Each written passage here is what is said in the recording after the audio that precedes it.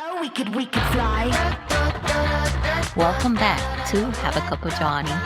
This season isn't about hustling harder. It's about coming home to yourself, to your voice, to your breath, to the quiet truth that you're still here and you're not starting over. You're starting again. This is your space to reflect, reset, and remember who the hell you are. So pour your cafecito and let's begin.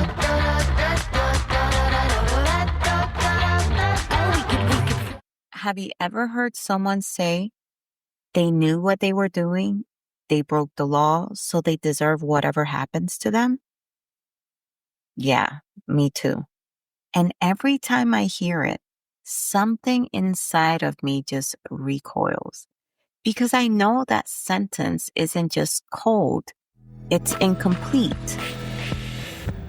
Today, I want to talk to you about that sentence, about what it leaves out, about the families, the fear, the paperwork, the impossible choices, and about the myth that there's some perfect, clean line between good immigrant and a bad immigrant. Welcome, y'all. Welcome to Have a Cup of Johnny. I am Joa, and this month we are cutting through the noise and getting to the roots. This is episode 1 of our July series, Debunking Immigration. And today we're starting with one of the most persistent lies in the book. They knew what they were doing. Now, I want to start with something personal. There was a time in my life when I was just floating. Y'all heard my immigration story in last month. I was a child separated from my parents because of a uh, technicality in documents. Like I explained, depending on administration changes on either one of the countries, paperwork changes, requirements change. I remember we had to go back because we had to redo a certain paperwork. That certain paperwork then required a seal. So we had to go to another office to get a seal. And guess what? Before we turn in that paperwork, then I needed a new physical because then the last one was about to expire before we can process the paperwork. You see what I'm saying? And all of these things took a lot of money. It took a lot of time and it took a lot of back and forth as well from where we live to the various offices in Santo Domingo. So you see what I'm saying? It was just chaotic. And I try to explain that to people who have no concept of immigration, but then at the same token, these same people sometimes have a whole opinion on it. Without the experience of actually living through the bureaucratic tape between two countries, trying to immigrate from one to another and do it in the quote unquote legal way. Best thing that I can think of to compare it to is kind of like trying to traverse an ocean, knowing that the ocean at times will be great and in other times will be not so great. The waters may be choppy one day, maybe calm the next day. So it really just depends when you set out on your boat to go from point A to point B. And that's the best way that I can equate this process of doing it the legal way. You may get lucky where you time it just right and there are no changes in anything between the two countries. And then things may go as smooth as they can. Murphy will always have a role in here. Something will always happen as it does in life. But usually that's when it's smooth sailing. You may come into your journey and have to do it when the waters are really choppy. And that is gonna suck because it's gonna take away a lot of your time, a lot of your resources. And if halfway through you run out of those resources, then you're done. You're done. You have to go and regroup or you have to do it another way. And for years, I was living in this in between, in this going back and forth. with my grandma and with my sister to all these offices because I had to be present, even though I was a child, as the person requesting. You see what I'm saying? So I lived through this, and no one seemed to think that that was a problem. It's just the way that it is, right? No one had an issue. It was just me and my sister getting caught in the legal process, going back and forth. And it's just everybody just shrugging and was like, well, that's just how it is. And that's how it will continue to be until we actually make an attempt to make this better for everyone involved. You see what I'm saying? And I just want to make a note before we go into this theme and into this episode to know that this is not about either or party. It's not about that. It's about the policy and the procedure in place that makes it almost impossible for anyone to try to do it the right way or to get after and reach the goal of doing it the right way. That's what I'm talking about here, because it is really party independent. If you look at the policies have been implemented by both parties, so it really, that has no play in this argument. It really is just about making effective and efficient policies. So that way, people that need that help, people that are struggling, are facing death where they are at, they can seek solace in new soil in an efficient way. That's what this is about. Now, you heard my story. I'm going to tell you about this guy called Mark Daniel Lyttle. Mark was born in North Carolina, a U.S. citizen diagnosed with bipolar disorder. In 2008, he was arrested. And instead of getting support, he was funneled into ICE custody. And ICE assumed he was Mexican because of the way that he looked. However, no passport, no hearing, no lawyer, just a one-way ticket to Reynosa. Now, here's the kicker. Mark is a U.S. citizen. He didn't speak Spanish. He had no family in Mexico. He wandered through Latin America, homeless, scarred, barely surviving for 125 days, folks, until someone helped them get home. You hear that? 125 days until someone helped them get home. What did they say one day when he got back? Oops, it was a mistake.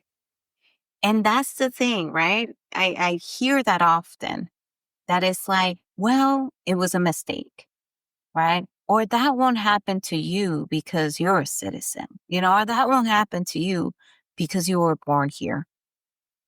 But here it is, right?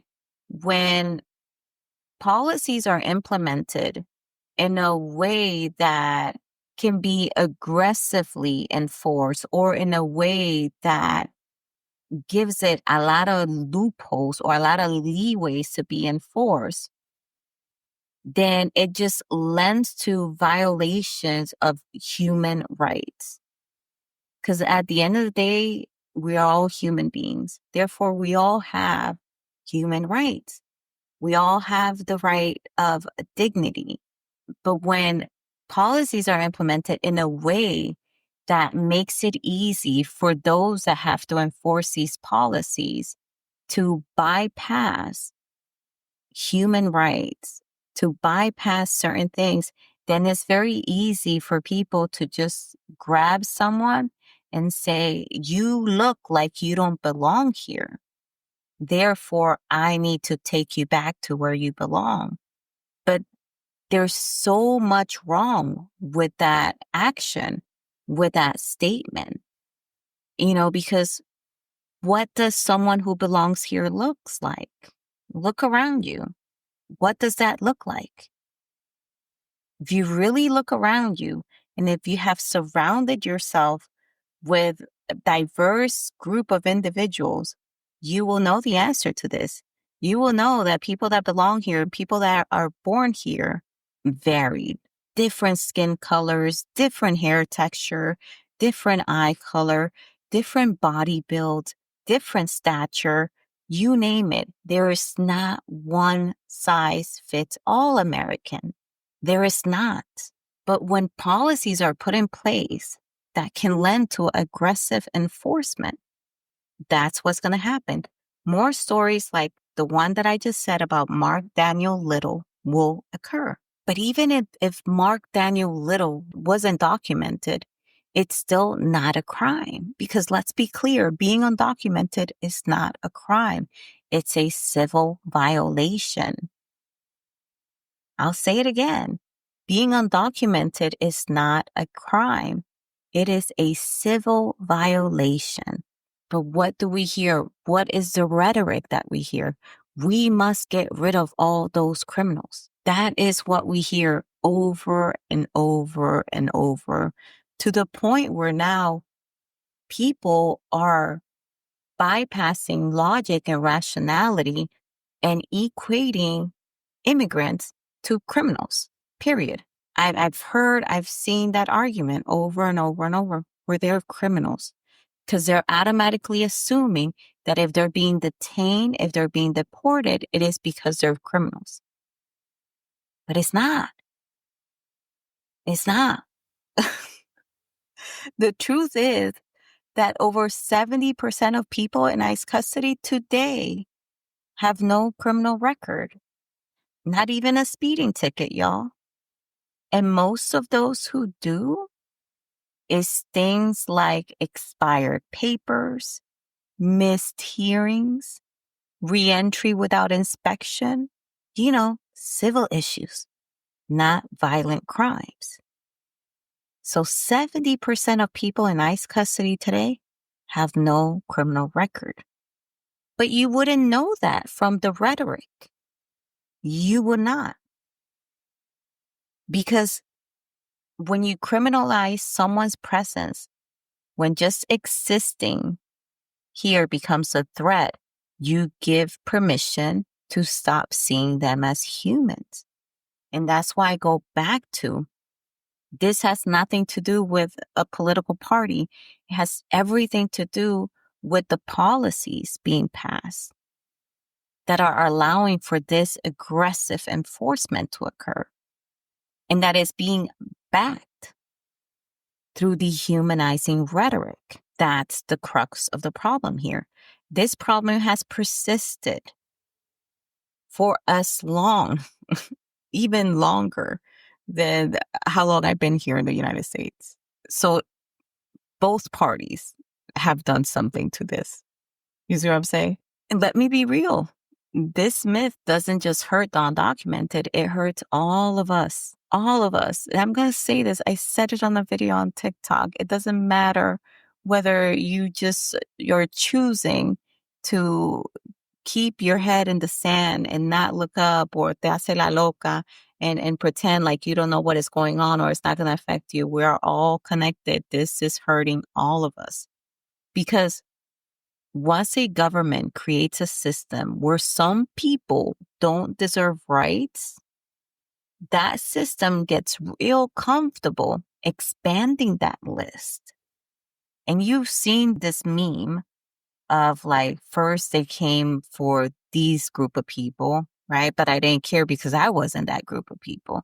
Then they came for this group of people, but I didn't care because I wasn't that group of. I know you've seen that meme. Some of you may have bypassed and be like, bullocks. Doesn't pertain to me. Why should I care about that? I'm at the top, you know? But that's the thing. When systems get really comfortable, that list will continue to expand until you're not even at the top anymore. That's the kicker. You see what I'm saying? That's just the nature of the beast. Okay. Because all it takes is just for someone in power to decide you don't belong. The myth of they knew what they were doing is designed to numb us. It's designed to separate us, to convince us not to care for the other, Because when they say they knew what they were doing, it's like they're telling you, don't care about them because they didn't care about doing something wrong. Therefore, you shouldn't care because you're the one doing it right. You see? So it's already starting to divide us by putting in us versus them. We're the good ones here. We're following the rules. They decided not to. Therefore, they deserve everything that is coming. And then that keeps us from looking into this deeper, into assessing it, into dissecting it. Because here is the real question. It's not whether did they know what they were doing. I think better questions would be, why did we build a system where someone's worth depends on a document? Why are we okay with systems that punish people for needing safety, family, or opportunity? Why are we okay with a system that can just send someone like Mark Little away and then just say, oops, it's a mistake? Because if you ask me, no one deserves to be just simply sent away because of paperwork, or to be reduced to a file, or to be erased because we just didn't want to look at them because they're just, they deserve that. And I always think about these cases where the policies got it wrong. And then these people have to like fight tooth or nails to show, to prove that they were right all along. And I always think, well, what about if they didn't find that right person? Like on Mark Little's case, he found this, what I call as angels, right? That come at the nick of time. And he found that one person that was able to help him out with resources so that way he can come back. But what about if he wouldn't have? What about if, God forbid, something horrible would have happened to him and we would have never known what happened to Mark Little?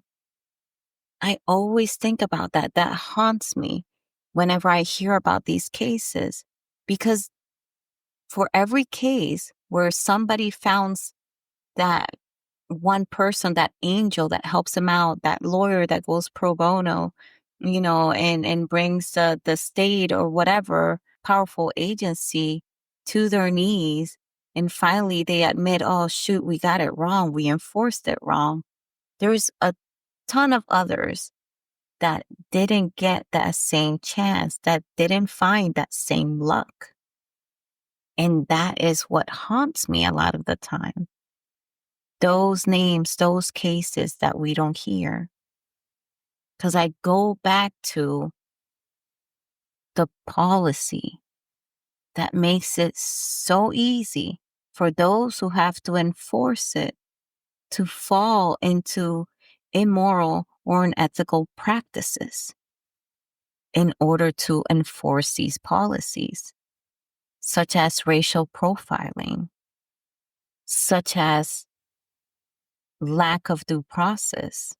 You see what I'm saying? Such as taking people away without even giving them a chance to go to their court hearings or to miss their appointments that would have allowed them to do it the right way. You see what I'm saying? So that is what I think about whenever I hear these cases. And I'm not saying to be bogged down like me, but I want you all to think about that. Dissect that rhetoric when you hear it. Because already a lot of people are equating immigrants with criminals.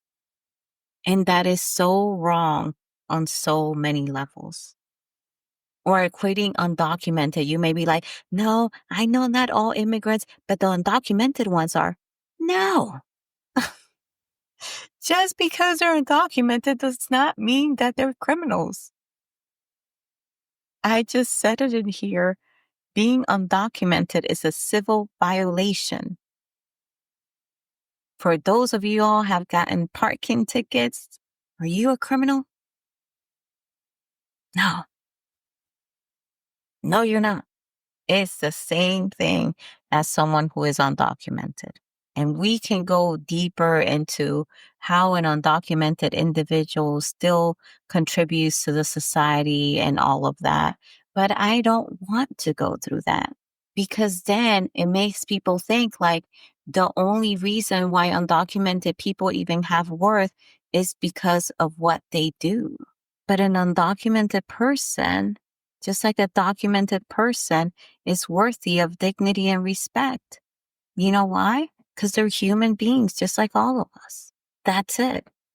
Not because they clean houses, not because they work the farms that put food in our tables every day, not because they drive buses that take us to every place that we want to go to, not because they care for our children when we're at work, not because they pay taxes, but they don't get anything back when it comes to government benefits because, oh, by the way, they're undocumented. So they don't get none of that. No, that's not why they're worthy. They're worthy because they're human beings. That's it. And no one who is a human being should be getting snatched up from the streets the way that is happening right now. No one. No one. I've seen serial killers get treated better. I've seen mass shooters get treated better. I want you to sit with that one. All right. If this episode didn't scare you, come back for more. We will be debunking another myth. And you know what? Yes, I get passionate about this. Yes, I get like super hyped over it. And you're going to hear that in my voice because that's me. These are my people. I am them. And whenever somebody says with their whole chest all these horrible things about immigrants, I take it personally, because I know that's not us. I know we're not that. But I'll see you all next Wednesday. Come back for more. Don't let me down. And if this stung a lot and you're like, ooh, I don't think I want to hear it, you need to come back because you're the one that needs it the most. See you next Wednesday. Bye. Oh, we could fly. If today's episode spoke to you, share with somebody who's finding their way back too. And if you haven't yet, visit haveacupofjohnny.com for more stories, blog posts, and the books that started it all.